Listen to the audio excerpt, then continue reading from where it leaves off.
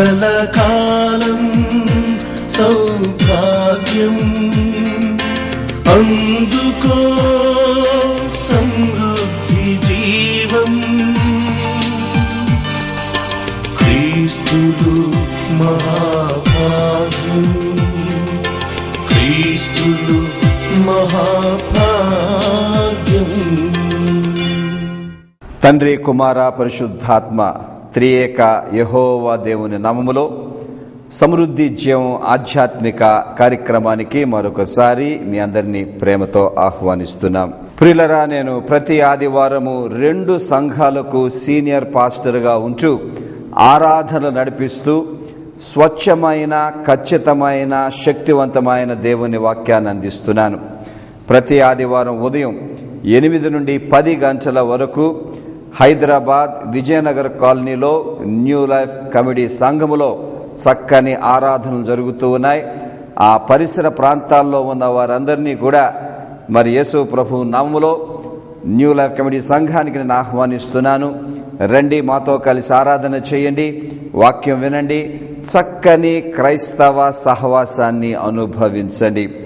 అలాగే ప్రతి ఆదివారం ఉదయం 10:30 నుండి 12:30 వరకు హైదరాబాద్ తేజస్వి నగర్ అత్తాపూర్లో ట్రినిటీ కేథీడ్రల్ దేవాలయంలో సహితము నేను దేవుని వాక్యాన్ని అందిస్తూ ఉన్నాను.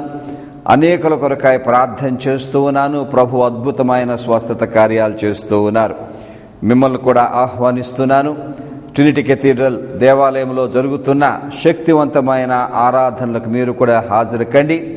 మరి దేవుని వాక్యాన్ని వినండి, విశ్వాసములో బలపడండి, ఆధ్యాత్మికంగా ఎదగండి. ప్రార్థనల ద్వారా అద్భుతమైన కార్యాలు, అద్భుతాలు మీ జీవితాల్లో అనుభవించి యేసు ప్రభువును స్తుతించండి. సమృద్ధి జీవం కార్యక్రమాల్లో ప్రియులరా, ప్రభువు నాకు ఇచ్చిన దర్శనం సమృద్ధి జీవం కుటుంబ భాగస్వామ్యం, సమృద్ధి జీవం ఫ్యామిలీ పార్ట్నర్షిప్. ఎందుకంటే ఈనాడు అనేక రీతులుగా సమృద్ధి జీవం కార్యక్రమాలు ప్రసారం అవుతూ ఉన్నాయి. మరి ఇవి ఇలా కొనసాగాలి అని అంటే మాకు నిజంగా ఈ ఫ్యామిలీ పార్ట్నర్స్ కావాలి. ఎవరు ఈ ఫ్యామిలీ పార్ట్నర్స్ ప్రియులరా? మరి పరిశుద్ధాత్మ దేవుడు మిమ్మల్ని ప్రేరేపించి ముందుకు నడిపిస్తే ఒక కుటుంబముగా సమృద్ధి జీవం కార్యక్రమాల కొరకు ప్రార్థన చేయుట, అంతేకాకుండా ప్రతి నెల మేము నిర్ణయించిన ఆ కానుకను మాకు క్రమంగా పంపించడం. మరి మేము కూడా మీ కొరకు ప్రార్థన చేస్తాము. కాపరి ఆధ్యాత్మిక మాసపత్రిక పంపిస్తాము. మరి ఆ నెల నేను అందించిన సందేశాలు కూడా DVD ద్వారా ఉచితంగా పంపించడం జరుగుతుంది. సమృద్ధి జీవం ఈ టీవీ కార్యక్రమాలు నిరాటంకంగా కొనసాగాలంటే మాకు 100 మంది ఫ్యామిలీ పార్ట్నర్స్ కావాలి. ఇంతవరకు ప్రియులరా ఒక 35 కుటుంబాలు చేరాయి. ఇంకా 65 కుటుంబాలు చేరాలి. అవి చేరితేనే సమృద్ధి జీవం కార్యక్రమాలు నిరాటంకంగా కొనసాగుతాయి, అనేకులకు దీవెనకరంగా ఉంటాయి. మీకు నేను విజ్ఞాపన చేస్తున్నాను, పరిశుద్ధాత్మ దేవుడు ప్రేరేపిస్తున్నట్లయితే ఇక్కడ క్రింద వస్తున్న టెలిఫోన్ నంబర్స్ మీరు కాల్ చేయండి. ఏ రకంగా మీరు ఫ్యామిలీ పార్ట్నర్స్గా చేరాలో మరి మేము మీకు తెలియచేస్తాం. నేనే స్వయంగా మీకు కాల్ చేసి మీ కొరకు, మీ కుటుంబ సభ్యుల కొరకు ప్రార్థన చేస్తాను. సమృద్ధి జీవం ఫ్యామిలీ పార్ట్నర్స్గా మరొకరు చేరుతూ ఉన్నారు. మరి సహోదరులు ఎం దేవప్రసాద్, విజయనగర్ కాలనీ, హైదరాబాద్. దేవప్రసాద్ గారికి, వారి కుటుంబానికి హృదయపూర్వకమైన కృతజ్ఞతలు. వారి కొరకు మనం ప్రార్థన చేద్దాం. ఫ్యామిలీ పార్ట్నర్స్ అందరి కొరకు ప్రార్థన చేద్దాము. అంతేకాకుండా ఈ కార్యక్రమాన్ని సహోదరులు GCH గంగారావు గారు అడవిపాలెం, వెస్ట్ గోదావరి జిల్లా నుండి స్పాన్సర్ చేస్తున్నారు. గంగారావు గారికి, వారి కుటుంబానికి హృదయపూర్వకమైన కృతజ్ఞతలు. వీరి కొరకును, వినబోయే దేవుని వాక్యము కొరకును మనం ప్రార్థన చేసుకుందాం. సర్వశక్తి గల మా పరలోకపు తండ్రి, మా రక్షక యేసయ్య, పరిశుద్ధాత్మ యెహోవా దేవా, మహిమ ఘనత నీకే కలుగునుగాక. గత 13 సంవత్సరాలుగా సమృద్ధి జీవం కార్యక్రమాలను అద్భుతముగా నీవు నడిపిస్తూ కొన్ని లక్షల మందిని నీవు దీవించేవయ్యా. ఈ కార్యక్రమాలను ఇంకను నీవు ఆశీర్వదించమని అనేకులనైనా ఫ్యామిలీ పార్ట్నర్స్గా చేరుటకు ప్రేరేపించమని పరిశుద్ధాత్మ దేవ ప్రార్థన చేస్తూ ఉన్నాను. మరి ఫ్యామిలీ పార్ట్నర్గానైనా చేరుతున్న దేవప్రసాద్ గారి కొరకును వారి కుటుంబం కొరకును ప్రార్థన చేస్తున్నాం. తండ్రి, నీ దాసుని మీరు ముట్టండి, సంపూర్ణముగా స్వస్థపరచండి. అంతేకాకుండా మరి వారి సతీమణ్ణి అలాగే వారి బిడ్డలను నీవు సమృద్ధిగా ఆశీర్వదించమని ప్రార్థన చేస్తున్నాము నైనా. సమృద్ధి జీవం ఫ్యామిలీ పార్ట్నర్స్ అందరినీ నైనా, ఇంతవరకు చేరిన వారిని వారి కుటుంబాన్ని వారి బిడ్డలను సమృద్ధిగా ఆశీర్వదించండి.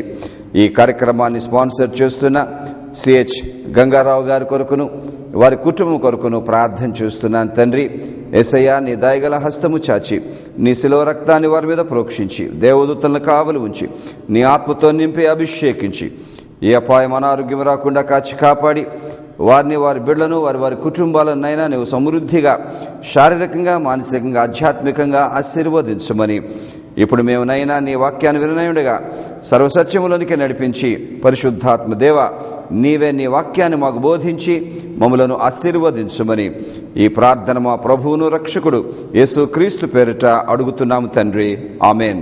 ఒక ప్రాముఖ్యమైన అంశం మీద దేవుని వాక్యాన్ని విందాం ప్రియులారా, పరిశుద్ధ బైబిల్లో నుండి. అంశం గమనించండి, ఆందోళనలో అనర్థకాలు. ఏంటి ఈ ఆందోళన, ఈ చింత, ఈ మనోవేదన? జీవితంలో సమస్యలు వస్తాయి. అయితే ఈ ఆందోళన అంటే ఆ సమస్యను పదే పదే పదే పదే ఆలోచించుట.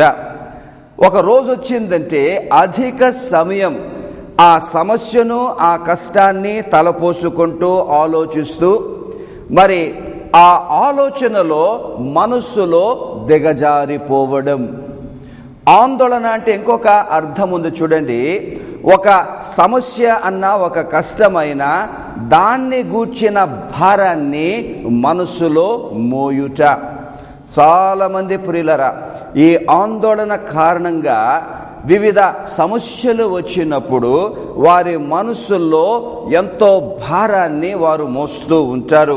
చాలా జాగ్రత్తగా ఉండాలి. ఎందుకో తెలుసా, ఈ మనస్సు మీద ఎక్కువ భారం పడితే అది కృంగిపోద్ది. కృంగిపోవడం మాత్రమే కాకుండా మానసిక రోగాలకు దారితీస్తుంది. ఆందోళన అంటే ఇంకోటి కూడా ఉంది చూడండి. ఏ సమస్య అయితే మనం ఎదుర్కొంటున్నామో బహుశా అది ఎప్పుడు పరిష్కారము కాదేమో, నేను ఈ విషయంలో అపజయాన్ని పొందుతానేమో అంటూ ఒక రకమైన చింత, ఆందోళన, మనోవేదన. అప్పుడేమైపోద్ది ప్రియులరా, ఈ ఆందోళన జీవితంలో ఎవరినైనా మనసులో నింపేస్తే వారు సమృద్ధిగా బ్రతకలేరు, సంతోషంగా బ్రతకలేరు. ఎప్పుడు ఏదో విచారం, ఎప్పుడు ఏదో దుఃఖం, ఎప్పుడు ఏదో బాధ వారిని వెంటాడుతూనే ఉంటుంది. నేను బైబిల్ పఠించాను ప్రియులరా. మరి బైబిల్లో కనీసము ఆందోళన ద్వారా 6 అనర్థకాలు ఉన్నాయి. చూద్దాం. నంబర్ 1, ఆందోళన భయాన్ని పుట్టిస్తుందట. మార్కు సువార్త 4వ అధ్యాయము 38వ వచనం. ఆయన దోనె అమరమున తలగడ మీద తలవాల్చుకొని నిద్రించుచుండగా వారాయనను లేపి, బోధకుడా, మేము నశించిపోవచ్చున్నాము, నీకు చింత లేదా అని ఆయనతో అనిరి. వాస్తవానికి చింత పడుతున్న వారు శిష్యులు, కానీ నిజంగానే యేసు ప్రభువుకి చింత లేదు. వినండి ప్రియులరా, ఎందుకంత చింత వచ్చింది? అక్కడ ఒక మాట అంటున్నారు చూడండి, ప్రభువా మేము నశించుచున్నాం అంటే ఆ ఆందోళన ద్వారా ఎంతో భయము వారిలోనికి వచ్చేసింది. ఆ మహా తుఫానులో ఆ అలలు కొట్టుకుంటున్నాయి. ఏ క్షణమైనా పడవ మునిగిపోవచ్చు. ఆ పడవ మునిగిపోతే వారు నశిస్తారు, వారు చచ్చిపోతారన్న భయం వారిని కబళించింది. అందుకే ప్రభు దగ్గరకు వచ్చి అంటారు, నీకు చింత లేదా? అయితే ఇక్కడ మనకు కావాల్సింది ఒకటే ప్రియులరా, ఆందోళన ఎప్పుడూ కూడా భయానికి దారి తీస్తుంది. అంటే అర్థమేంటి ప్రియులరా? ఇదిగో ఫలానా సమస్య నేను ఎదుర్కొంటున్నాను, అందులో నాకు అపజయము కలుగుతుందేమో అన్న భయం. ఫలానా ఆశీర్వాదం కొరకు నేను ప్రార్థన చేస్తున్నాను, బహుశా అది నాకు రాదేమో అన్న భయం. స్వస్థత కోసం ప్రార్థన చేస్తున్నాను, బహుశా స్వస్థత రాదేమో అన్న భయం.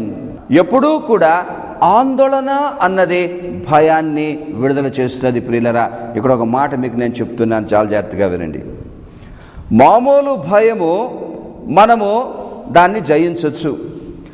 ఆందోళన వలన భయము మితి మీరితే మానసిక రుగ్మతలకు దారితీస్తుంది. దీన్ని అబ్సెసివ్ ఫోబియాస్ అంటారు మెడికల్ టర్మ్స్లో. అంటే మనస్సులో భయము నిండిపోవుట, మనస్సులో భయము చేరిపోవుట, పూర్తిగా అది ఇంకిపోవుట. ఎవరికైతే ఈ అబ్సెసివ్ ఫోబియాస్, ఈ మనస్సులో ఇంత ఒత్తిడిని కలిగించే భయం వస్తుందో ప్రియులరా, వారి చేతులు వణుకుతూ ఉంటాయి, కాళ్ళు వణుకుతూ ఉంటాయి, నిద్ర పట్టదు, ఏ పని సరిగ్గా చేయలేరు, ఒంటరిగా ఉండలేరు, ఏదో ప్రాణాపాయం వస్తుంది అని ఎప్పుడూ భయపడుతూ ఉంటారు. నిజంగా ప్రియులరా, అలాంటి భయములో జీవించడం ఒక మహా నరకం. చాలా జాగ్రత్తగా ఉండాలి. రెండవ అనర్థకము చూడండి. ఆందోళన వాక్యాన్ని అది హతమారుస్తుందట. మత్తయి సువార్త 13:22 ముండ్ల పొదలలో విత్తబడిన వాడు వాక్యము వినువాడే గాని ఐహిక విచారమును ధనమోసమును ఆ వాక్యమును అణచివేయును గనుక వాడు నిష్ఫలుడగును. ఎవరిలో అయితే ఆందోళన, అంటే ఇక్కడ ఐహిక విచారం, ఈ ఆందోళన ఉంచదో వారిలో వాక్యము నిష్ఫలమవుతుంది, వాక్యము వారిలో ఫలించదు. నిజమే, గుడికొస్తాం, మంచి సందేశాలు వింటాం, అయితే ఇంటికి వెళ్ళేటప్పటికీ ఈ ఆందోళన, ఈ ఐహిక విచారము ద్వారా వచ్చే చింత మనసును ఎంత కబళిస్తుందంటే, ఎంత స్వాధీనపరుచుకుంటుందంటే, విన్న వాక్యాన్ని నిర్లక్ష్యము చేయునట్లు మనల్ని నడిపిస్తుంది.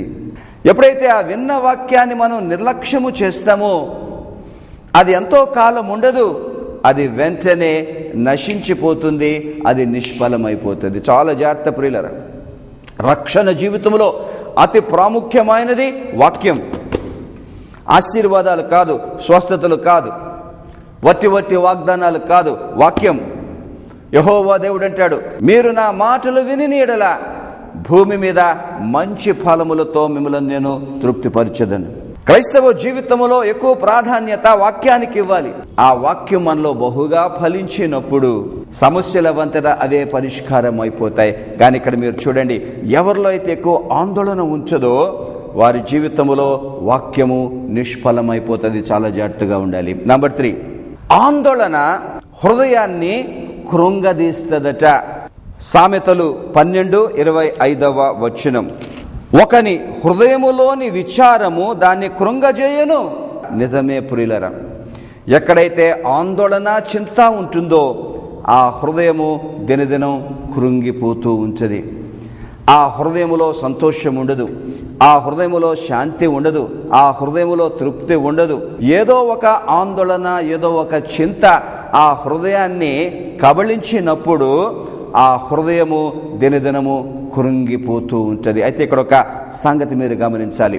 నేను థియలాజికల్గా చెప్తాను, సైకలాజికల్గా చెప్తాను, మరి మెడికల్ పరంగా కూడా మీకు నేను చెప్తాను.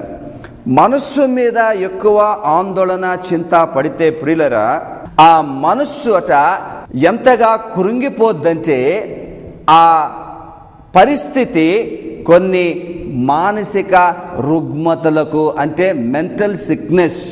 ఈనాడు మీరు చూడండి, డిప్రెషన్ అన్నది అనేక మందిలో ఉన్నది. డిప్రెషన్ ఎందుకు వచ్చింది?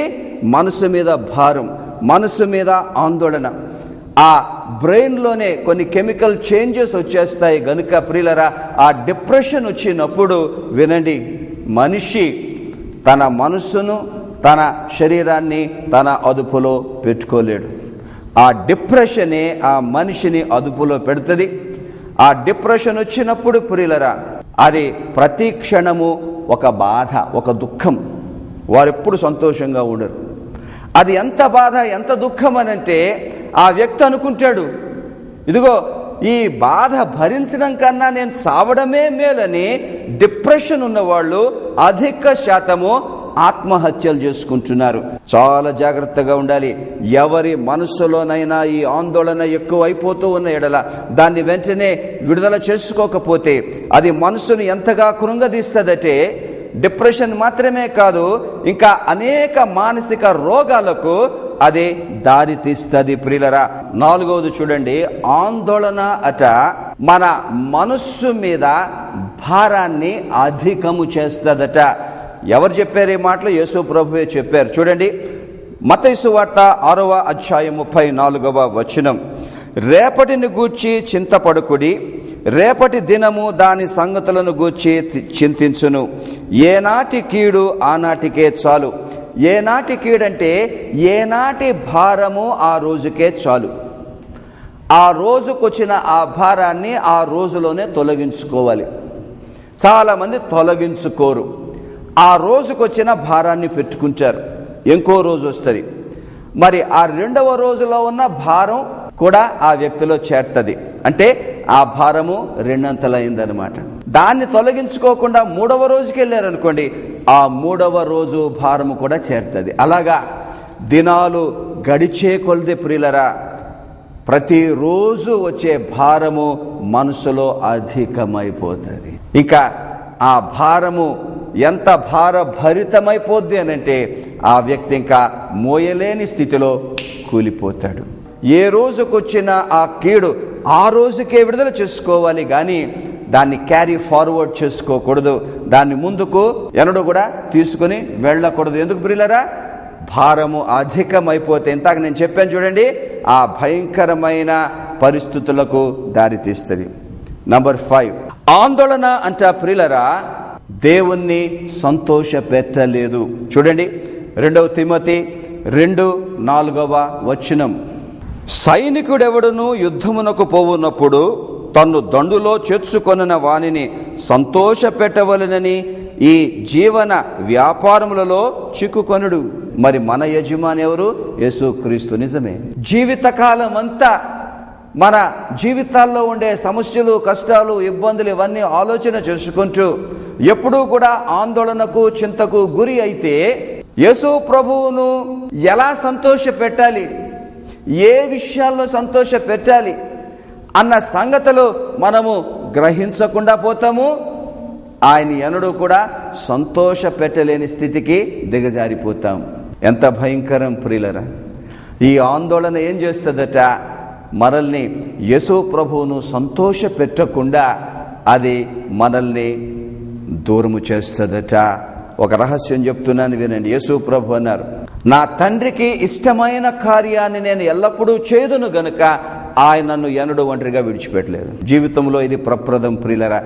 యేసు ప్రభువును సంతోష పెడితే ఆయన మనకు తోడై ఉంటాడు. ఆయన మనల్ని ఎన్నడూ ఒంటరిగా విడిచిపెట్టడు. ఇది సైతాను కుట్ర. ఆందోళన వచ్చింది ఎందుకు? దేవుణ్ణి సంతోష పెట్టకుండా చేయడానికి. ఎప్పుడైతే మనం దేవుణ్ణి సంతోష పెట్టమో, వినండి ప్రియులరా, ఏ సహాయం అయితే ప్రభువు నుండి మనం కోరుకుంటున్నామో అది రాదు. ఎప్పుడైతే అది రాదో జీవితకాలం అంతా ఆందోళనలో, చింతలోనే ఉంటాం. ఈ ఆందోళన, ఈ చింత, సమస్యలు, కష్టాలు తొలగాలంటే ప్రభువును సంతోష పెట్టాలి. ప్రభువా, ఏ విషయాల్లో నేను సంతోష పెట్టాలో నాకు చెప్పునైనా నేను సంతోష పెడతానని మనము, మన కుటుంబాలు, మన బిడ్డలు, మన సంఘాలు యేసయ్యను సంతోష పెడితే ప్రియులరా సమస్యల వంతటా వేగిరిపోతాయి. నంబర్ 6, ఆందోళన అట నిత్య జీవము కొరకు మన సిద్ధపాటును భంగపరుస్తుందట. ఈ మాటలు ఎవరో కాదు, యేసు ప్రభువే అన్నారు. లూకా సువార్త 21:34వ వచనం. మీ హృదయములు ఒకవేళ తిండి వలనను, మత్తు వలనను, వినండి, ఐహిక విచారముల వలనను మందముగా ఉన్నందున ఆ దినము అకస్మాత్తుగా మీ మీదకి ఉరి వచ్చునట్టు రాకుండా మీ విషయమై మీరు జాగ్రత్తగా ఉండుడి. ఎంత అమూల్యమైన మాట చెప్తున్నారు యేసు ప్రభు ఇక్కడ. ఇదిగో, నేను అకస్మాత్తుగా రానయ్యున్నాను. నేను అకస్మాత్తుగా వచ్చినప్పుడు రక్షణ పొందిన వారు వాక్యానుసారముగా ఏ రకంగా సిద్ధపడాలో గ్రహించి సిద్ధపడితే నేను వారిని ఎత్తుకొని పరలోకం తీసుకొని వెళ్తాను. కానీ ఈ ఐహిక విచారముల ద్వారా, ఈ ఆందోళన ద్వారా, ఈ చింత ద్వారా వారి సమస్యలనే ఎప్పుడూ తలపోసుకుంటూ ఏ రకంగా ప్రభు రాకడ కొరకు సిద్ధపడాలో సిద్ధపడకుండా, ఒకవేళ నేను వచ్చే సమయానికి వారు అలా ఉంటే ఏమవుతుందంటే ప్రియులరా, ఎంత భయంకరమైన మాట వాడారో ప్రభు, వారి మీదకి ఊరి వస్తుంది, అంటే మరణం వస్తుంది, నరకం. ఈ ఆందోళన వల్ల, చింత వల్ల, ఈ ఐహిక విచారముల వల్ల ఎంతెంతమంది ఎప్పుడూ కూడా వీటిని గురించి ఆలోచన చేసి వాక్యానుసారముగా ప్రభు రాకడ కొరకు ఏ రకంగా సిద్ధపడాలో సిద్ధపడకుండా ఒకలాంటి మత్తులో జీవిస్తున్నారు కదా. మీ మీదికి ఆ దినము ఊరి వచ్చినట్టు వస్తుంది. ఇదే నా ప్రార్థన. ఎక్కువ సమయము ఈ ఆందోళన గురి కాకుండా సమస్తమును ప్రభువునకు అప్పగించి ఏ రకంగా ప్రభు రాకడ కొరకు సిద్ధపడాలో వాక్యానుసారముగా మీరు పఠించండి. ఏ సంఘం అయితే, ఏ సేవకుడైతే ఈ ఖచ్చితమైన విషయాలు బోధిస్తున్నాడో ఆ బోధనలు వినాలని మీకు నేను విజ్ఞాపన చేస్తున్నాను. ప్రియులరా, ఎవరైనా సరే ఈ భయంకరమైన ఆందోళనలో, చింతలో ఉన్న ఎడల, మనలో ఉన్న ఈ ఆందోళన, ఈ చింత మనము ఎలాగా నిర్మూలించుకోగలం? 3 అమూల్యమైన సూత్రాలు ఇస్తాను బైబిల్లోండి. నంబర్ 1, ఎక్కువ సమయము ప్రార్థించాలి. ఫిలిప్పీ పత్రిక 4వ అధ్యాయము 6వ వచనం, దేనిని గూర్చి చింతపడకుడి గాని ప్రతి విషయములోనూ ప్రార్థన విజ్ఞాపనల చేత కృతజ్ఞతాపూర్వకముగా మీ విన్నపములు దేవునికి తెలియచేయుడి. అప్పుడు సమస్త జ్ఞానమునకు మించిన దేవుని సమాధానము యేసుక్రీస్తు వలన మీ హృదయములకును మీ తలంపులకును కావలి ఉండుడి. నంబర్ 1, దేన్ని గురించి చింతించొద్దు, ప్రార్థన చేయండి. ఎలా ప్రార్థన చేయాలి? 2 మాటలు అక్కడ ఉన్నాయి. ప్రార్థనలు విజ్ఞాపనలతో, అంటే మనంతటా మనమే కాదు మన సమస్యల కొరకు ప్రార్థన చేసుకోవాల్సింది. విజ్ఞాపన అంటే ఇంటర్సెసరీ ప్రేయర్స్. మనతో పాటు తక్కిన వారిని కలుపుకొని కలిసి ఏక మనసుతో ప్రార్థన చేస్తే అట సమస్త జ్ఞానమునకు మించు దేవుని సమాధానం వచ్చి చింతను పారద్రోలుతుందట. ఆ వాక్యంలో ఇంకో మాట ఉంది చూడండి, కృతజ్ఞతాపూర్వకముగా. ఆ ప్రార్థనలో ఎక్కువ సమయం ప్రభువును స్తుతించాలి, ఎక్కువ సమయం ప్రభువున కృతజ్ఞతాస్తుతులు చెప్పాలి.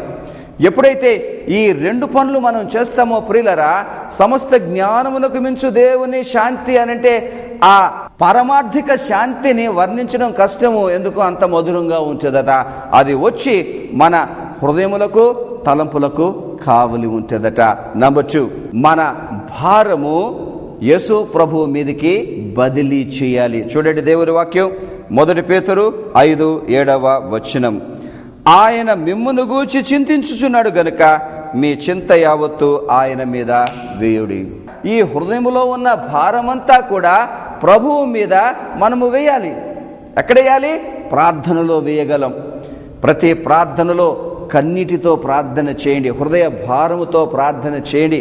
యేసయ్యా, నువ్వు నాకు సహాయం చేయాలయ్యా, నువ్వు చేయకపోతే నేను బ్రతకలేనయ్యా అంటూ ఆయన పాదాలు పట్టుకొని కన్నీటితో మనం ఎంతసేపు గోజాడుతామో ప్రియులరా, వినండి, ఒక అద్భుతం జరిగిపోద్ది. ఈ భారం అంతా దిగిపోద్ది. ఆ భారము ప్రభు మీదకి బదిలీ అవుతుంది. 3వ పని చేయాలి. మత్తయి సువార్త 6:33లో ప్రభు అంటారు చూడండి, మీరు ముందు దేవుని రాజ్యమును ఆయన నీతిని వెతుకుడి, అప్పుడు ఇవన్నీ మీకు అనుగ్రహింపబడును. పరమ తండ్రి మీకు కావలసినవి మీకు ఇవ్వాలి అనంటే మీరు చేయవలసిన పని నంబర్ 3, మనము దేవుని రాజ్యమును ఆయన నీతిని వెతకాలి. దేవుని రాజ్యం అంటే దేవుని సేవ. దేవుని సేవకు ప్రాధాన్యత ఇవ్వాలి. మనంతటా మనం దేవుని సేవ చేయాలి. ఎక్కడ చక్కగా దేవుని సేవ జరుగుతున్నదో అక్కడ మన కానుకలు ఇవ్వాలి, మన సమయాన్ని ఇవ్వాలి, మన తలాంతులను కూడా ఇవ్వాలి. 2వ పని నీతిని, అంటే పరిశుద్ధత. ఎక్కడ పరిశుద్ధత ఉంచదో ఆ వ్యక్తి, ఆ కుటుంబము, ఆ సంసారములో పరమ తండ్రి ఏ సమస్యను పరిష్కారము చేయాలో చేస్తాడు, ఏ ఆశీర్వాదము ఇవ్వాలో ఇస్తాడు. యేసు ప్రభు గొప్ప వాగ్దానం ఇస్తున్నారు చూడండి, యెషయా 35:4 వచనం. ఏ ఏ సమస్యల కారణంగా ఆందోళన ఉన్నదో ప్రభు అంటున్నారు, మీరు నా ప్రజలుగా ప్రార్థించి మీ భారాన్ని నా మీదకి బదిలీ చేసి మీ జీవితకాలం అంతా నా రాజ్యాన్ని, నా నీతిని వెతికితే నేనేం చేస్తాను? మీ పక్షంగా నేను ప్రతిదండన చేస్తాను. మీ పక్షంగా నేను పోరాడుతాను. ఏ పాపమైతే మిమ్మల్ని కలవరపెడుతుందో, ఏ దుష్ట శక్తులైతే కలవరపెడుతున్నాయో, ఏ సమస్యలైతే కలవరపెడుతున్నాయో వాటి మీద నేను ప్రతిదండన చేస్తాను. ఎలా చేస్తాను? నా శిలువ ద్వారా చేస్తాను, నా శిలువ శక్తి ద్వారా చేస్తాను, నా పునరుద్ధాన బలము ద్వారా నేను చేసినప్పుడు ఆ సమస్యలు పరిష్కారము అయిపోతాయి, ఆందోళన విడుదల అవుతుంది, మీరు కోరుకున్న ఆశీర్వాదాలు కూడా మీలోనికి వచ్చేస్తాయి. మీ కొరకు నేను ప్రార్థన చేస్తాను. ప్రియులరా, ఎవరైనా సరే భయంకరమైన చింతలో, ఆందోళనలో, దుఃఖములో ఉంటే పరిశుద్ధాత్మ దేవుడు ఈ ప్రార్థనలో మిమ్మల్ని స్పర్శించి తాకి మిమ్మలను విడుదల చేసి ఆదరించి ధైర్యపరిచి స్వస్థపరచునట్లు మీ కొరకు నేను ప్రార్థన చేస్తాను. తలలు వంచండి. సర్వశక్తి గల మా పరలోకపు తండ్రి యేసయ్యా, పరిశుద్ధాత్మ యెహోవా దేవా, ఈ సందేశము ద్వారా అనేక హృదయాలతో నీవు మాట్లాడేవయ్యా. నీవు వారి దేవుడవని, వారి రక్షకుడవని వారికి అభయాన్ని ఇచ్చావనైనా నీకు స్తోత్రాలు. యేసు ప్రభువా, ఎవరు ఏ సమస్యలో ఉన్నారో, ఏ అనారోగ్యములో ఉన్నారో, ఏ ఆర్థిక ఇబ్బందులో ఉన్నారు, ఏ శోధనలో ఉన్నారు, ఏ బంధకములో ఉన్నారు, అన్ని ఎరిగిన మా దేవుడవు గనుక యేసయ్యా, అట్టి వ్యక్తుల మీదకి నీ శిలువ రక్తాన్ని ప్రోక్షించమని ప్రార్థన చేస్తున్నాను. నీ శిలువ శక్తిని విడుదల చేయమని నేను ప్రార్థన చేస్తున్నాను. పరిశుద్ధాత్మ దేవ, నీ శక్తిని వారి శరీరాలలోనికినైనా ఈ క్షణమే విడుదల చేయమని నేను ప్రార్థన చేస్తున్నాను. ఏ మనసు అయితే భారభరితముగా ఉన్నదో దాన్ని మీరు ముట్టండి, దాన్ని మీరు స్వస్థపరచండి. దానిలో ఉన్న చింత, ఆందోళన, భారాన్ని ఈ క్షణమేనైనా నీవు విడుదల చేసి సంపూర్ణముగా పారద్రోలి ఆ మనసులకు నీ శాంతి, నీ సమాధానం, నీ సంతృప్తి, నీ సంతోషమునైనా ధారాళంగా దయచేయమని ప్రార్థన చేస్తున్నాను. ప్రభువా, అవునయ్యా, మా కొరకు నీవు ప్రతిదండన చేస్తానన్నావు గనుక మా పోరాటాలనైనా నీ చేతిలోనికి తీసుకొని మా పక్షంగా పోరాడి తండ్రి, దేని విషయమైతే మేము ఆందోళన చెందుతున్నామో ప్రభువా, ఆ సమస్యను పరిష్కారము చేయండి, ఆ ఆశీర్వాదాన్ని విడుదల చేయండి. తద్వారా ఆందోళన తొలగించి నైనా నీ కృపల్లో, నీ రక్షణలో శక్తివంతంగా వర్ధిల్లే కృప కూడా నీవే మాకు అనుగ్రహించమని ఈ ప్రార్థన మా ప్రభువును రక్షకుడు యేసు క్రీస్తు పేరిట అడుగుతున్నాము తండ్రి, ఆమేన్. ప్రియులరా, దేవుని వాక్యములను స్పందించి ఆశీర్వదిస్తే టెలిఫోన్ కాల్స్ చేయండి, ప్రార్థనలు చేయించుకోండి. భయంకరమైన తప్పుడు బోధలు కొనసాగుతున్న ఈ దినాల్లో ఇప్పుడు నేను మీకు అందించిన సందేశాల లాంటి సందేశాలు కొన్ని లక్షల మందికి సమృద్ధి జీవులో ఇంకా అందించనే ఉన్నాను. రండి, దేవుని కార్యాలు మనం నెరవేరుద్దాం. ప్రియులరా, శ్రేష్టమైన దేవుని వాక్యం లక్షల మందికి మనం అందిద్దాం. సమృద్ధి జీవం ఫ్యామిలీ పార్ట్నర్స్గా చేరాలని మీలో అనేక మంది నేను ఆహ్వానిస్తున్నాను. ప్రభువు మిమ్మల్ని చాలా దీవించారు. మరి ఫ్యామిలీ పార్ట్నర్స్గా ఉండటం ఏమంత పెద్ద పని కాదు. మాకు చాలామంది కావాలి. కొంతమంది వచ్చారు, వారి కృతజ్ఞతలు. మరి పరిశుద్ధాత్మ దేవుడు మిమ్మల్ని ప్రేరేపిస్తున్నట్లయితే వెంటనే ఈ నంబర్కి మీరు కాల్ చేసి మరి మీ పేరు, మీ సెల్ నంబర్ ఇవ్వండి. నేనే తిరిగి మీకు కాల్ చేసి మీ కొరకై ప్రార్థన చేసి ఏ రకంగా ఫ్యామిలీ పార్ట్నర్స్గా చేరాలో మీకు నేను తెలియచేస్తాను. మరి సమృద్ధి జీవం సభ్యులు కూడా మీరు పంపిస్తున్న కానుకలను బట్టి నా హృదయపూర్వకమైన కృతజ్ఞతలు. అలాగనే మీరు కొనసాగండి. ఎవరైనా సరే సభ్యులుగా చేరి పంపించడం మానేస్తే తిరిగి మీరు ప్రారంభించాలని కూడా నేను కోరుతూ ఉన్నాను. వచ్చే వారం మళ్ళీ కలుసుకుందాం. ప్రియులరా, తలలు వంచండి, ఆశీర్వాదం చెప్తాను. ఇప్పుడు మన తండ్రి అయిన దేవుని ప్రేమ, ప్రభు అయిన యేసు క్రీస్తు కృప, పరిశుద్ధాత్మ దేవుని అన్యోన్య సహవాసం, సమృద్ధి జీవం చూసి వాక్యం విన్న ప్రతి ఒక్కరికి, ప్రభు సేవంతరికి, మన రాష్ట్రానికి, మన దేశానికి సదాకాలము తోడుగా ఉండును గాక. ఆమేన్. మీ ప్రార్థన విజ్ఞాపనలకు, కానుకలకు మా చిరునామా సమృద్ధి జీవం 152/3RT, విజయనగర్ కాలనీ, హైదరాబాద్ 500057. మా టెలిఫోన్ నంబరు 040-2002-3554.